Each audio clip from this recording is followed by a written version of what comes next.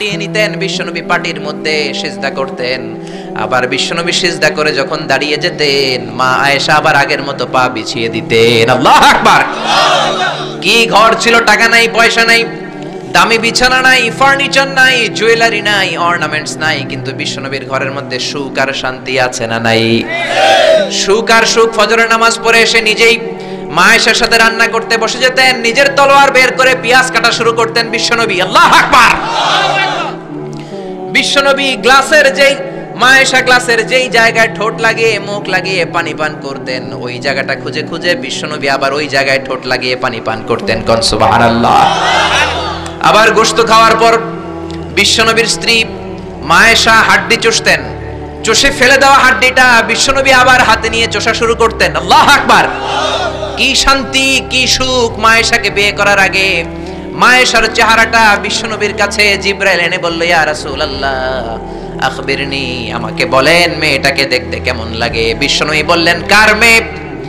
আপনার বন্ধু আবু বকরের মেয়ে। কেন এনেছো? আল্লাহ ডাইরেক্ট প্রপোজাল দিয়েছে, ডাইরেক্ট প্রপোজ করেছে বিয়ের জন্য। বিশ্বনবী বললেন, তাই নাকি? জিবরাইল বললেন, হ্যাঁ ইয়া রাসূলুল্লাহ, আমি হলাম বিয়ের ঘটক, আল্লাহ হলেন বিয়ের কাজী। বিশ্বনবী বললেন, তুমি যদি বিয়ের ঘটক হও, আল্লাহ যদি হয় কাজী, আমি মুহাম্মদ রাজি। আল্লাহু আকবার। বিয়ে হয়ে গেল। ঘরে দামি কিছু নাই, ফার্নিচার নাই, টাকা পয়সা নাই, কিন্তু বিশ্বনবীর ঘরের মধ্যে সুখ আছে না নাই? বিবিদেরকে এত ভালোবাসতেন, কোনোদিন মারামারি করেন নাই, যৌতুকের জন্য পিটান নাই, কোনোদিন গায়ে হাত তোলেন নাই। কোন ঠিক কিরা? এক একজনকে বিশ্বনবী প্রাণ ভরে ভালোবাসতেন। বিবিরাও বিশ্বনবীর কাছে আবদার করতেন, নানা ধরনের আবদার। বিশ্বনবী সেগুলো পূরণের চেষ্টা করতেন। আবার মাঝে মাঝে রাত্রিবেলা মা আয়েশার সাথে দৌড়াদৌড়ির প্রতিযোগিতা করতেন। কোন সুবহানাল্লাহ। সহিহ হাদিস, মা আয়েশা তখন চিকন ছিল। তাহাজ্জুদের সময় বিশ্বনবী উঠে মা আয়েশারে বললেন, আয়েশা ও আমার কলিজার টুকরা হুমায়রা। মা আয়েশাকে আদর করে বিশ্বনবী হুমায়রা বলতেন। হুমায়রা মানে যেই মহিলা রেগে গেলে, খুশি হয়ে গেলে, রাগের চোটে, খুশির চোটে দুইটা গাল আনার ফলের মতো টকটকে লাল হয়ে যায়। কোন সুবহানাল্লাহ। মা আয়েশা রেগে গেলে গালগুলো লাল হয়ে যেত, গাল দুইটা টকটকে লাল আকার ধারণ করত। বিশ্বনবী তাকে হুমায়রা বলতেন, হুমায়রা মদিনাতে কেউ জেগে নাই, চলো না আমরা দৌড় দৌড় খেলি। মা আয়েশা মহা খুশি, কারণ সব বিবিরাই চায় স্বামীরা একটু রোমান্টিক হোক। কোন ঠিক কিনা? সব বিবিরাই চাক স্বামী আমার দিকে স্পেশাল নজর দেখ। সব বিবিরা চায় স্বামী আমাকে নিয়ে পারলে একটু রেস্টুরেন্টে ঘুরতে যাক, স্বামীরা পারলে আমারে একটু বেড়াতে নিয়ে যাক। এরকম আবদার বিবিদের কাছে আছে না নাই? কিন্তু এমন অনেক স্বামী খুঁজে পাবেন, বছরের পর বছর যায়, বিবিরে সালামও দেয় না, আছে না নাই? খিটখিটে মেজাজ দেখায়, ধমক দেয়, আবার যৌতুকের জন্য পিটায়, আছে না নাই? জোরে বলেন, আছে না নাই? শয়তান দিল যৌতুক, কোরআন দিয়েছে মোহর। আমরা এখন মোহর ছেড়ে দিয়ে যৌতুকের পেছনে হাঁটি। জোরে বলেন ঠিক কিনা? যৌতুকের চেয়ে জঘন্য অপরাধ সমাজে নাই। কুকুরের গোশত খাওয়া যত গুনাহ, যৌতুক তার চেয়েও বেশি গুনাহ। ঠিক কিনা? কুকুরের গোশত খেলে একটা গুনাহ হয়, হারাম খাওয়ার গুনাহ হয়, কিন্তু যৌতুক খেলে দুইটা গুনাহ হয়। এক হলো হারাম খাওয়ার গুনাহ, দুই হচ্ছে শ্বশুর বাড়ির উপরে জুলুম করার গুনাহ। জোরে বলেন ঠিক কিনা? মা আয়েশা বললেন, ইয়া রাসূলুল্লাহ আমি দৌড়াদৌড়িতে রাজি। বিশ্বনবী বললেন, লেটস স্টার্ট দ্য কম্পিটিশন, চলো কম্পিটিশন শুরু করি। ওই যে মদিনার মসজিদের পাশে বড় একটা পিলার দেখা যায়, ওই পিলারের মধ্যে কে যে আগে ধরতে পারে রে আয়েশা, চলো আমরা দৌড় দেই। বিশ্বনবী বললেন, ওয়াহিদ ইসনাইনি তালাতা, 1 2 3 লেটস গো, চলো দেই দৌড়। বিশ্বনবী অপেক্ষাকৃত মোটা ছিলেন, মা আয়েশা চিকন ছিলেন। মা আয়েশা দৌড় দিলেন, বিশ্বনবীকে পেছনে ফেলে ওই পিলার ধরে মা আয়েশা ফার্স্ট হয়ে গেলেন। কোন সুবহানাল্লাহ। মা আয়েশা মহা খুশি, খিলখিলিয়ে হাসছেন। বিশ্বনবী মুচকি হাসতেন। আমার নবী কখনো খিলখিলিয়ে হাসেন নাই। আমার নবী সব সময় মুচকি হাসতেন। মুচকি হাসলে বিশ্বনবীর ঠোঁটও দেখা যেত, হালকা একটু দাঁতও দেখা যেত। পরে আল্লাহু আকবার। সব সময় তিনি তাবাসসুম পছন্দ করতেন। বিশ্বনবী বললেন, ঠিক আছে, আনতিল ফাইজা, তুমি বিজয়ী হয়েছো। তার ঠিক 6 বছরের পরের ঘটনা। এই 6 বছরের ব্যবধানে মা আয়েশার আগের মতো চিকন নাই, মা আয়েশারে মোটা বানিয়ে দিয়েছে কে? আবার 6 বছর পরে বিশ্বনবী তাহাজ্জুদের সময় উঠলেন, মা আয়েশারে ডেকে বললেন, আয়েশা মদিনার কোন লোক জেগে নাই, সবাই ঘুমিয়ে আছে, চলো আজকে রাতেও দৌড় দৌড় খেলি। মা আয়েশা বললেন আমি রাজি, চলেন শুরু করে দেই। বিশ্বনবী আবার ওই জায়গায় যেয়ে দাঁড়ালেন, বললেন ওই যে মসজিদে নববীর পিলার দেখা যায়, কে কার আগে পিলার ধরতে পারে? রেডি, আমরা শুরু করে দেই। 1 2 3 স্টার্ট, গো। বিশ্বনবীও দৌড়, মা আয়েশাও দৌড়, জনমের দৌড়, আইজও দৌড়, কাইলও দৌড়। কে কারে হারাতে পারে? বিশ্বনবী আগের মতোই আছেন, কিন্তু মা আয়েশারে মোটা বানিয়ে দিয়েছে কে? এবার আর বিশ্বনবী চান্স দেন নাই মা আয়েশারে। বিশ্বনবী ওই দিন আসলে ইচ্ছা করে হারেন নাই, মা আয়েশারে জিতানোর জন্য দেরিতে গিয়েছেন। কোন ঠিক কিনা? আমার নবী যদি শক্তি দিয়ে দৌড়ায়, নবীর সাথে কেউ দৌড়ে জিততে পারে না। জোরে বলেন ঠিক কিনা? মদিনাতে বিশ্বনবী যখন ঘোড়া হাঁকাতেন, সাহাবীরা বলতেন 1 মিনিটের মধ্যে, আধা মিনিটের মধ্যে বিশ্বনবীর ঘোড়া যে কত সামনে চলে যেত। সামনে আমরা ধোয়ার বালি দেখতাম, বিশ্বনবীরে খুঁজে পাওয়া যেত না। আল্লাহু আকবার। আবার তিনি যখন ওট হাঁকাতেন, পাগলের মতো বাতাসকে পেছনে ফেলে ওটগুলো দৌড়াতো। আদবা আর কসওয়া, আদবা আর কসওয়া, এই দুইটা ওট নবী ব্যবহার করতেন। নবী কি ব্যবহার করতেন এগুলো জানেই না। সালমান খান কোন ব্র্যান্ডের টিস্যু দিয়া টয়লেটে যায় এটাও জানে। কোন নায়ক কি করে, সাকিব আল হাসান কোন ড্রিঙ্কস খায় এরকম মাসেল বানাইছে, সবার মুখস্থ আছে না নাই? এরপরে মাশরাফি কেমনে পেস বল করে, ওই প্র্যাকটিস আছে না নাই? কে কেমন কি করে সব মুখস্থ, কিন্তু নবীরা কেমন চলতেন, নবীদের সুনান কি ছিল এটা আমাদের জানা নাই। জোরে বলেন ঠিক কি না? বিশ্বনবী যদি দৌড়ের মতো দৌড় দেয় কেউ পারে না, এমন শক্তি আল্লাহ বিশ্বনবীর মাসলের মধ্যে দিয়েছেন। কাউরে একবার ধরলে খবর আছে না নাই? মক্কার সবচেয়ে বড় কুস্তিগিরের নাম হলো রুকানা। রুকানার সাথে কুস্তিতে কেউ পারে না। সাহাবীরা বললেন ইয়া রাসূলুল্লাহ, ইয়া হাবিবাল্লাহ, কোনদিন আপনি রুকানার কাছে যাবেন না, কেননা রুকানা হলো সব চাইতে বড় কুস্তিগির। রুকানা কুস্তি দিলে আপনি পারবেন না। কিন্তু বিশ্বনবীর দাওয়াত তো কোনো গুটি কয়েক মানুষের জন্য নয়, সবার জন্য। ঠিক কি না? সবার জন্য দাওয়াত দিতে হবে। বিশ্বনবী ফজরের নামাজের পরে সাহাবাদের চোখকে ফাঁকি দিয়ে রুকানার কাছে চলে গেল। রুকানার কাছে যে বলল ইয়া রুকানা আসলিম তাসলাম, ইসলাম ধর্ম গ্রহণ করো, শান্তি দিবে কে? রুকানা বলে ধর্ম গ্রহণ করব না, একটা শর্তে করতে পারি, কুস্তিতে মুসারাআতে যদি আমাকে হারাতে পারো, আমাকে যদি কুস্তি খেলে হারিয়ে দিতে পারো, তাহলে আমি কালিমা পড়ে নেব। বিশ্বনবী বললেন আমি তো কুস্তি লাগি না, আমি কাউরে মারি না, তবে জাহান্নামের মাইর থেকে বাঁচানোর জন্য আমি এসেছি। বলেন ঠিক কি না?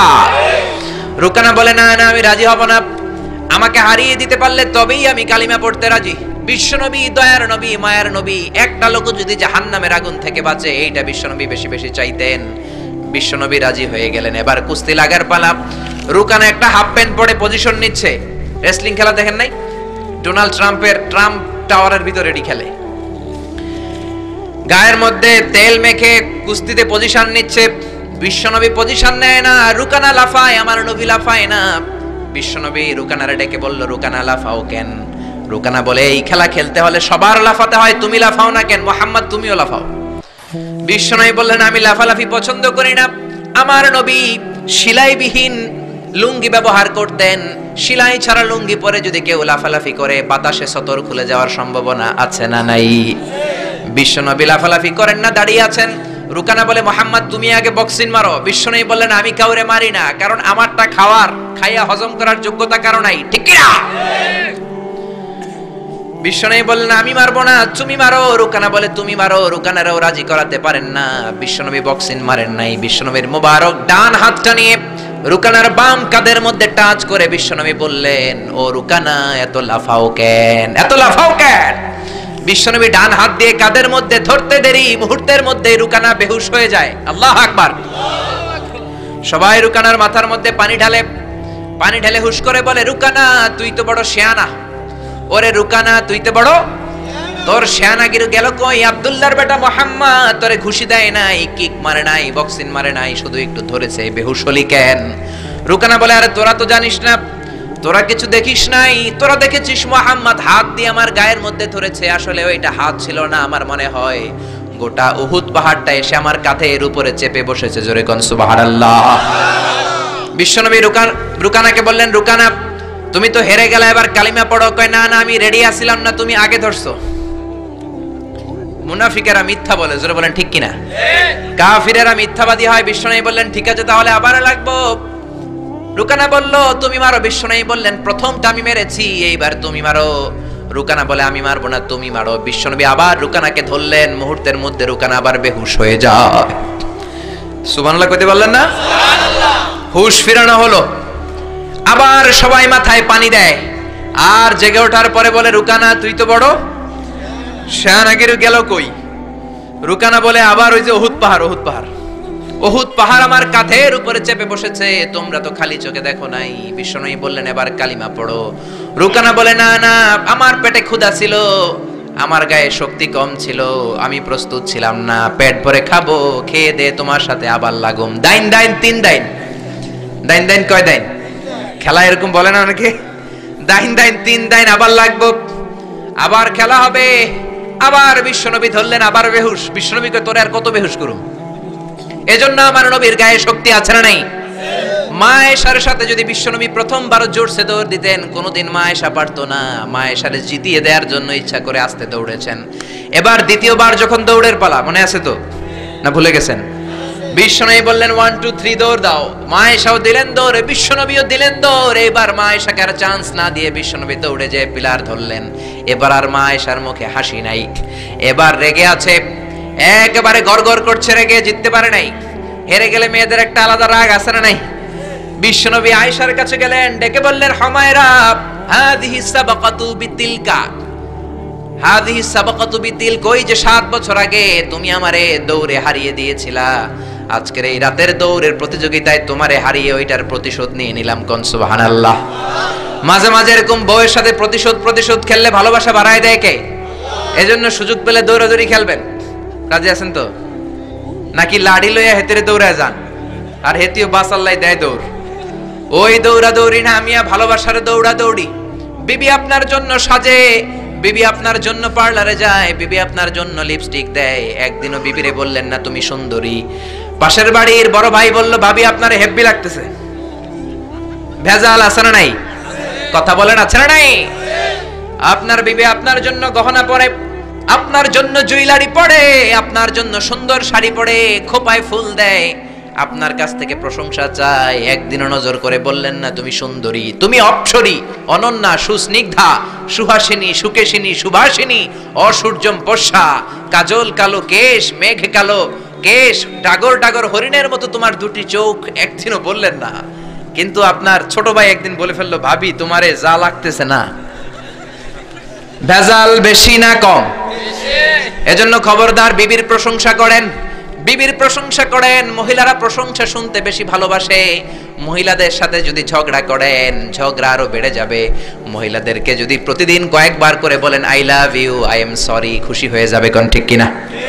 বিয়ে করার আগে প্র্যাকটিস করবেন আই লাভ ইউ, আর প্র্যাকটিস করবেন I am really sorry. Sorry কইতে না পারলে খবর আছে। আপনি দোষ করলেও সরি, উনি দোষ করলেও আপনি সরি। বারবার সরি আপনাকেই বলতে হবে, তাহলে ফ্যামিলিটারে জান্নাতি ফ্যামিলি বানিয়ে দিবে কে?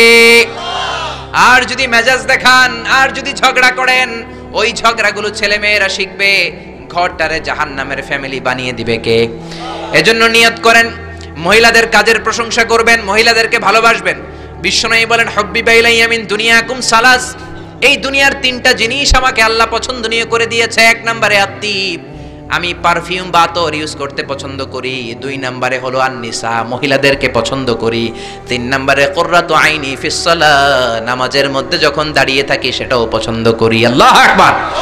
আমার নবী পারফিউম দিতেন বেশি বেশি, আমরা দেই এইখানে, নবী দিতেন এইখানে। কারণ বিশ্বনবী আতর ব্যবহার করার পরে সারাদিন যত মানুষের সাথে মুসাফা করতেন, বিশ্বনবীর ব্যবহার করা আতরের ঘ্রাণ সব মানুষের হাতে হাতে চলে যেত। সুবহানাল্লাহ। আবার বিশ্বনবী মহিলাদেরকে ভালোবাসতেন, আবার বলতেন আল্লাহ আমার কোন ছেলে সন্তান বাঁচিয়ে রাখে নাই, শুধু মেয়েগুলোরে বাঁচিয়ে রেখেছে। আবার ফাতেমার ব্যাপারে বলতেন ফাতিমা তু বিদউম মিন্নি, ফাতেমা আমার কলিজার টুকরা, যে ফাতেমারে কষ্ট দেয় সেজন্য আমারে কষ্ট দেয়, সেজন্য যে ব্যক্তি ফাতেমার মুখের মধ্যে হাসি ফুটিয়ে দেয় সেজন্য আমি বিশ্বনবীর মুখের মধ্যে হাসি ফুটিয়ে দেয়। আল্লাহু আকবার। এইজন্য নারীদের প্রশংসা করতে রাজি আছেন তো? স্ত্রীর সাথে ভালো সম্পর্ক রাখতে রাজি আছেন তো? এক ওয়াজে একজন মোটিভেটেড হয়েছে আলোচনা শুনে, যে না বিবির প্রশংসা করতে হবে, আজীবন তো খারাপ আচরণ করলাম, আজকে যে একটু প্রশংসা করে দেখি। বাড়িতে চলে গেছে, বিবির প্রশংসা করবে। বিবি খাবার দিয়েছে, খেতে বসেছে, স্বামী খায় আর বিবি বসে বসে দেখছে, স্বামী মিটমিট করে হাসে। বিবি বলে ওয়াজ থেকে আসছো, এবার খাবার খাচ্ছ, ভালো কথা, মিটমিট করে হাসো কেন? বিবি বলে মিটমিট করে হাসো কেন সেটা বলো। স্বামী কয় মিটমিট করে হাসি হচ্ছে, এর কারণ হচ্ছে আজকে যে খাবারটা খাচ্ছি রান্নাটা এত মজা হয়েছে না, এত মজার রান্না আমার জীবনে খাই নাই। রান্না মজা হয়েছে শুই না বিবি তেলে বেগুনে জ্বলে উঠছে, কি রান্না মজা হয়েছে। 10 বছর ধরে রান্না করে খাওয়ায় একদিনও রান্নার প্রশংসা করলা না। আজকে পাশের ঘরের ভাবি একটু গরুর গোশতের তরকারি পাঠাইছিল, ওইটা দিয়েই ডিনার দিছিলাম, রাতের খাবার দিছি, রান্না বান্নার করি নাই। ওই রান্না তোমার এত ভাল লাগছে, খাও জনমের খাওয়া, আর রান্না করবো না তোমার জন্য। এজন্য প্রশংসা করবেন খুব ভালো কথা, কিন্তু জেনে বুঝে প্রশংসার দরকার আছে না নাই? বিবির সাথে যদি ভালোভাবে প্রশংসা করেন, ভালো আচরণ করেন, ফ্যামিলিটারে সুন্দর বানিয়ে দিবে কে? বিবির চেহারার দিকে রহমতের নজর দিয়ে তাকালে চোখের সগীরা গুনাহগুলো মাফ করে দেয় কে? আবার বিবির হাতের সাথে যখন আপনার হাতটা আপনি মিলান, 2 হাতের সগীরা গুনাহ মাফ করে দেয় কে? এজন্য সম্পদ দেখলেই মনে করবেন না মহা সুখে আছে, দুঃখেও থাকতে পারে। বিশ্বনবীর ঘরে সম্পদ ছিল না, কিন্তু সুখ আছে না নাই? বলছিলাম ডোনাল্ড ট্রাম্প পৃথিবীর অনেক বড় ধনী, ধনী হলেই যে সুখ এমনটা নাও হতে পারে, কোন ঠিক কিনা? টাইমস ম্যাগাজিনের রিপোর্ট অনুযায়ী ডোনাল্ড ট্রাম্পের সম্পদের পরিমাণ হচ্ছে 3.4 বিলিয়ন ইউএস ডলার। সে হচ্ছে মাল্টি বিলিয়নিয়ার, 324 নাম্বার ধনী পৃথিবীর। এত সম্পদ আল্লাহ তারে দিয়েছে। রিয়েল এস্টেটের বিজনেস দিয়ে সে এত বড় ধনী হয়েছে, ডলার দিয়ে সে সব ভোট কিনে নিয়েছে। জোরে বলেন ঠিক কিনা? হাজার হাজার কোটি টাকার মালিক। Trump tower, Trump Taj Mahal, Trump hotel, অভাব নাই। ট্রাম্প হোটেল একটা তার আছে প্রায় 50-60 তলা। ওই হোটেলের যতগুলা জানলা আছে সবগুলা জানালা 24 ক্যারেটের গোল্ড দিয়ে বানানো। জোরে কোন নাউযুবিল্লাহ। এরকম সম্পদের পাহাড় করেছে, কিন্তু সম্পদের পাহাড় করলেই তোমার সব কথার সাথে আমরা একমত নই। নির্বাচনে জেতার আগে সে ঘোষণা দিয়েছিল মুসলিম ইমিগ্রেন্টদেরকে সে দেশ থেকে বের করে দিবে। জোরে কোন ঠিক কিনা? নিজের ইতিহাসকে সে ভুলে গিয়েছে, মুসলমানদেরকে খেদায় দিতে চায়। ডোনাল্ড ট্রাম্পের বাপ দাদা কিন্তু আসল আমেরিকান নয়, ওর বাবা এসেছে জার্মানি থেকে। ওর বাবা হচ্ছে জার্মান, মা হচ্ছে স্কটিশ, স্কটল্যান্ড থেকে এসেছে। আপনারা জানেন জার্মানি হচ্ছে ইউনাইটেড স্টেটস অফ আমেরিকা থেকে 8000 কিলোমিটার দূরে। তোর বাবা এসেছে 8000 কিলোমিটার দূর থেকে আমেরিকায়, মা এসেছে স্কটল্যান্ড থেকে আমেরিকায়। মুসলমানদেরকে খেদানোর জন্য তোর চুলকানি বাড়ছে। জোরে কোন ঠিক কিনা? এজন্য এসব কথা বলো না, নিজের দেশের জনগণের সেবা শুরু করে দাও। সাইয়েদনা ওমরে ফারুকের জীবনী পড়া শুরু করে দাও। বিশ্বনবীর জীবনী পড়ে যদি আমেরিকার 4টা বছর কাটাও, তোমার জীবনটারে সুন্দর করে দিবে কে? আবার মুসলমানদেরকে সন্ত্রাসী উপাধি দেওয়ার জন্য সে সেরা। এক একটা বড় মুনাফিক এক একটা